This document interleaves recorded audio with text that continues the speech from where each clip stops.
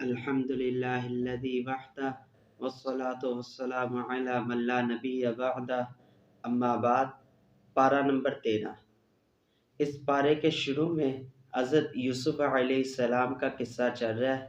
پچھلے درس میں نے عرض کی تھی کہ سورۃ یوسف کا کچھ حصہ پارہ نمبر 12 میں ہے اور کچھ حصہ پارہ نمبر 13 میں ہے۔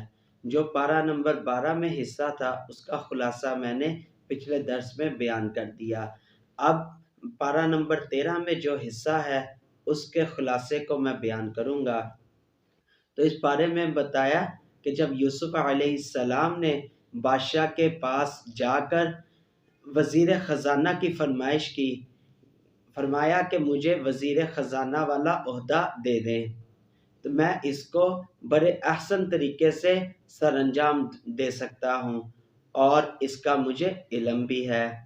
چنانچہ بادشاہ نے وزیر خزانہ والا عہدہ حضرت یوسف علیہ السلام کو دے دیا۔ وقت گزرا، حضرت یوسف علیہ السلام کے بھائی حضرت یوسف علیہ السلام کے پاس آئے غلہ لینے۔ حضرت یوسف علیہ السلام نے اپنے بھائیوں کو پہچان لیا، ان کے بھائیوں نے حضرت یوسف علیہ السلام کو نہیں پہچانا۔ اب یوسف علیہ السلام ان سے پوچھ رہے ہیں کہ آپ کے یہاں کون کون رہتا ہے۔ پھر انہوں نے بتایا کہ ہمارا ایک بھائی ہے، وہ اپنے ابا جان کے پاس ہے۔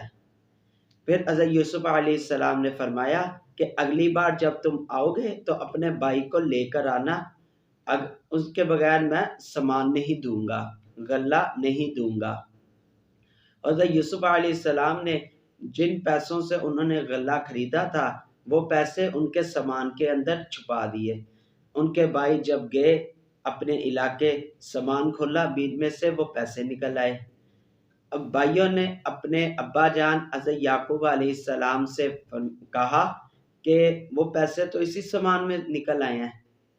خیر جب وہ غلہ ختم ہوا دوبارہ جانے لگے تو ابا جان سے کہا کہ بادشاہ نے کہا تھا، عزیز مصر نے کہا تھا کہ اگلی بار جب آؤ گے تو اپنے بھائی کو ساتھ لے کر آنا، اس کے بغیر میں سامان نہیں دوں گا۔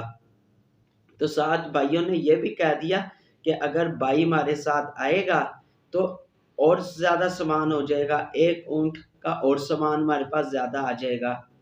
انہوں نے اصرار کیا۔ حضرت یعقوب علیہ السلام کو پچھلے بیٹے کا ابھی غم تھا، وہ اجازت نہیں دے رہے تھے۔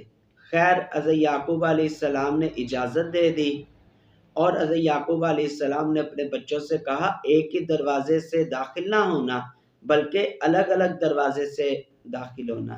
خیر یہ ان کی ایک حکمت تھی۔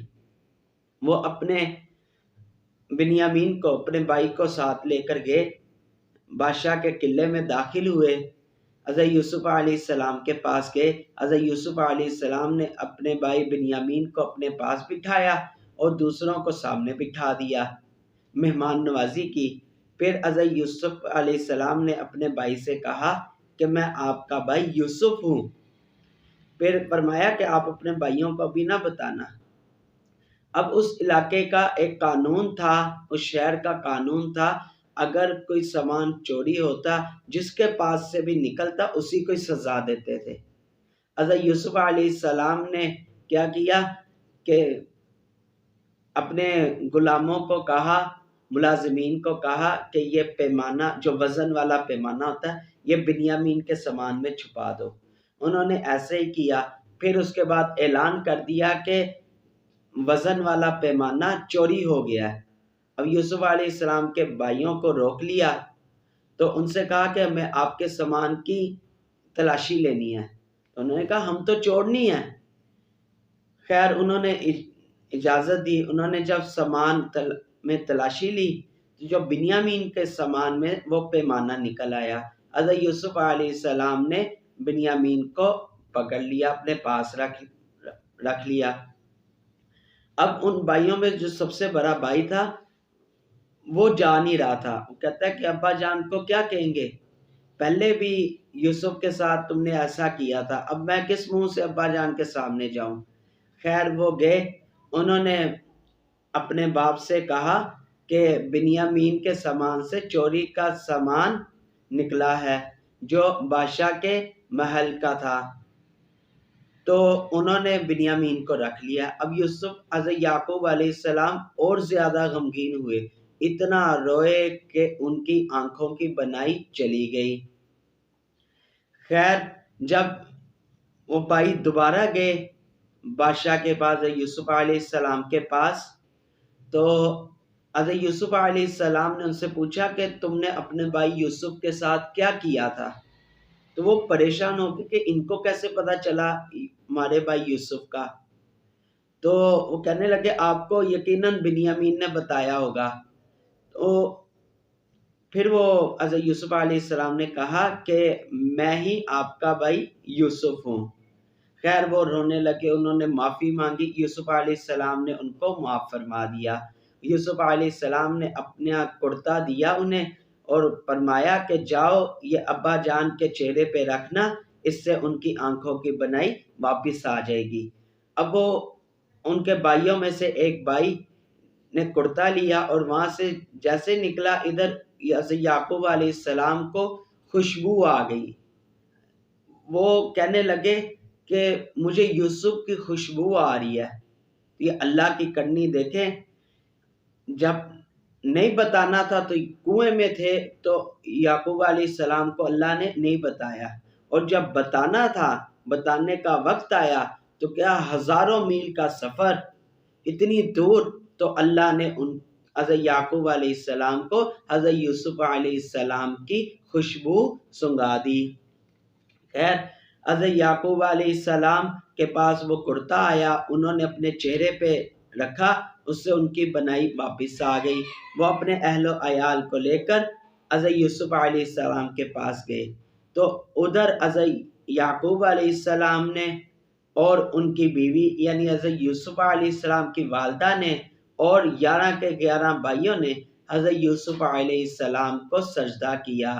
یہ سجدہ وہ جو خواب شروع میں بتائی تھی حضرت یوسف علیہ السلام کو آئی کہ مجھے 11 ستارے، ایک چاند اور ایک سورج سجدہ کر رہے ہیں، اللہ رب العزت نے اس خواب کو تکمیل تک پہنچا دیا۔ اور یہ یاد رکھیے گا کہ یہ سجدہ تعظیماً تھا، عبادتاً نہیں تھا۔ پچھلی قوموں میں تعظیماً سجدہ ہوا کرتا تھا، اس قوم میں اللہ رب العزت نے اس امت میں اس کی بھی نفی فرما دی۔ اور آخر میں یہ بات یاد رکھیں کہ اس واقعے کو احسن القصص قرار دیا گیا ہے۔ پچھلے جتنے بھی انبیاء علیہ السلام کے واقعات آئے، تھوڑے تھوڑے کر آئے، حضرت یوسف علیہ السلام کا واحد واقعہ ہے جس کو اللہ رب العزت نے تفصیل کے ساتھ مکمل بیان کیا ہے، اس لیے اس واقعے کو احسن القصص کہا جاتا ہے۔ سورۃ الرعد، اس سورت میں اللہ رب العزت نے توحید، رسالت اور قیامت کے دلائل کو ذکر کیا ہے، اور پھر اس کے بعد حق اور باطل کی مثال کو بیان کیا۔ اللہ رب العزت نے کیا مثال، اللہ رب العزت نے کیا مثال دی کہ جیسے ایک پانی کا سیلاب آتا ہے، پانی کے اوپر جاگ ہوتی ہے، میل ہوتی ہے، اور فرمایا کہ وہ میل اور جاگ جو سی ہوتی ہے وہ تھوڑی دیر کے لیے ہوتی ہے، اصل جو سے نیچے جو سامان ہوتا ہے وہ رہتا ہے۔ تو اللہ رب العزت نے اس میل اور جاگ کو باطل سے تشبیہ دی، اور جو اصل سامان تھا اس کو حق کے ساتھ تشبیہ دی، اور ہمیں پیغام دے دیا کہ حق عارضی، باطل عارضی ہوتا ہے، وہ اسی وقت، یعنی کہ باطل ہمیشہ رہتا ہے، عارضی ہوتا ہے، چلا جاتا ہے، حق ہمیشہ رہتا ہے۔ اس کی سونے چاندی والی مثال سمجھے کہ جیسے سونے چاندی پہ میل ہو، اس کو اگر صاف کیا جائے تو وہ میل اتر جاتی ہے، اور وہ میل عارضی ہوتی ہے۔ اس میل کی مثال باطل کی طرح ہے، اور سونے اور چاندی کی مثال حق کی طرح ہے۔ جیسے سونا اور چاندی ہمیشہ قائم رہتا ہے، ایسے ہی حق بھی ہمیشہ قائم رہتا ہے۔ اس مثال کو اللہ رب العزت نے سورۃ الرعد میں ذکر فرمایا ہے، اور ہمیں پیغام دے دیا کہ وقتی حالات جو آتے ہیں ان سے متاثر نہیں ہونا، باطل کی طرف سے جو وقتی حالات آتے ہیں وہ تھوڑی دیر کے لیے ہی ہوتے ہیں، اصل حق ہوتا ہے جو ہمیشہ کے لیے رہتا ہے، حق رہتا ہے، باطل تھوڑی دیر کے لیے آتا ہے اور وہ چلا جاتا ہے۔ پھر اس کے بعد اللہ رب العزت نے متقین کی صفات کو ذکر فرمایا ہے کہ وہ عہد کو پورا کرتے ہیں اور رشتہ داروں سے صلہ رحمی کرتے ہیں، اللہ کے حکم کے مطابق جوڑ پیدا کرتے ہیں، پھر صبر سے کام لیتے ہیں، صبر کرتے ہیں، نماز کی پابندی کرتے ہیں، اللہ کی راہ میں خرچ کرتے ہیں، اور جو فاسق ہیں ان میں یہ صفات نہیں پائی جاتی۔ پھر اس کے بعد اللہ رب العزت نے پیغمبر کو تسلی دی، آپ صلی اللہ علیہ وسلم کو تسلی دی کہ آپ فرمایا کہ آپ ان کفار کی باتوں کی پرواہ نہ کریں، آپ کے حق ہونے کی گواہی کے لیے اللہ کافی ہے، اور جو اہل کتاب ہیں، جو کتاب کا علم رکھتے ہیں، وہ لوگ آپ کے سچے ہونے کی گواہی دیتے ہیں، اتنا کافی ہے، آپ ان کی باتوں سے پریشان نہ ہوں۔ یہ جو آپ کو سچا نہیں کہتے، جھوٹا کہتے ہیں، آپ کو برا بھلا کہتے ہیں، آپ ان کی باتوں سے پریشان نہ ہوں۔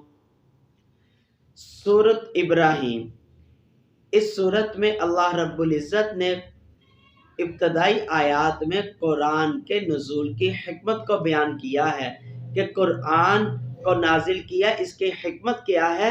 لِتُخْرِجَ مِنَ الظُّلُمَاتِ إِلَى النُّورِ۔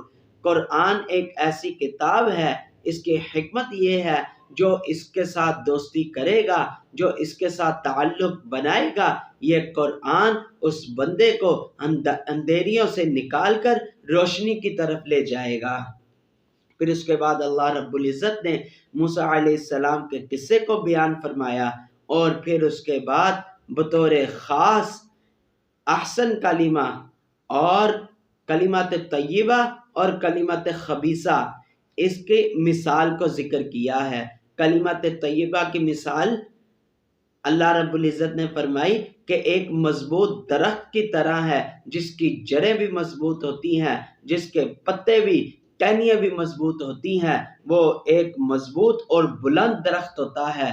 اور کلمات خبیثہ کی مثال ایک وہ کمزور درخت کی طرح کی بتائی کہ کلمات خبیثہ کی مثال ایسی ہے جیسے ایک کمزور درخت ہو، اس کی جڑیں بھی کمزور ہوں اور وہ مضبوط بھی نہ ہو، بلند بھی نہ ہو۔ اللہ رب العزت نے کلمات طیبہ اور کلمات خبیثہ کی مثال اللہ رب العزت نے اس صورت میں بیان فرمائی۔ پھر اس کے بعد حضرت ابراہیم علیہ السلام کی دعا کو ذکر فرمایا ہے۔ حضرت ابراہیم علیہ السلام اپنے بیٹے اسماعیل اور اپنی بیوی ہاجرہ کو مکہ کے شہر میں انہوں نے چھوڑا اور اللہ سے دعا کی، اے اللہ اس شہر کو امن کا گہوارہ بنا، اے اللہ اس میری اہل و عیال پر اپنی خاص رحمت نازل فرما، اے اللہ ان کے لیے رزق کا بندوبست فرما۔ آج پوری دنیا میں اللہ رب العزت نے حضرت ابراہیم علیہ السلام کی دعا کو قبول کیا، اور ایسا قبول کیا کہ آج ہزاروں سال بعد پوری دنیا میں واحد یہ کعبے کی جگہ ہے جہاں پہ اللہ کی خصوصی رحمت برستی ہے، اور اللہ نے ایسا رزق وہاں پہ عطا فرمایا ہے الحمدللہ سے کہ وہ چاہے موسمی ہو یا غیر موسمی ہو، وہاں سے ہر قسم کا پھل مل جاتا ہے۔ پھر اللہ رب العزت نے اس شہر میں کرم نوازی فرمائی ہے، آج پوری دنیا میں یہ واحد جگہ ہے جو امن کی جگہ ہے۔ پھر اس کے بعد حضرت ابراہیم علیہ السلام نے اپنے اہل و عیال کے لیے مغفرت کی دعا کی، اپنی اولاد کے لیے مغفرت کی دعا کی، ربنا اغفر لی ولوالدی وللمؤمنین یوم یقوم الحساب، اپنے گھر والوں کی، اولاد کی، مومنین کے لیے مغفرت کی دعا کی۔ اور اس سے ہمیں پتہ چلتا ہے کہ اپنے اہل و عیال کے لیے، اپنی بیوی کے لیے، بچوں کے لیے، گھر والوں کے لیے، ساری انسانیت کے لیے مغفرت کی دعا کرنی چاہیے۔ اللہ پاک سے دعا ہے اللہ رب العزت ہم سب کو عمل کرنے کی توفیق عطا فرمائے۔ وآخر دعوانا ان الحمد للہ رب العالمین۔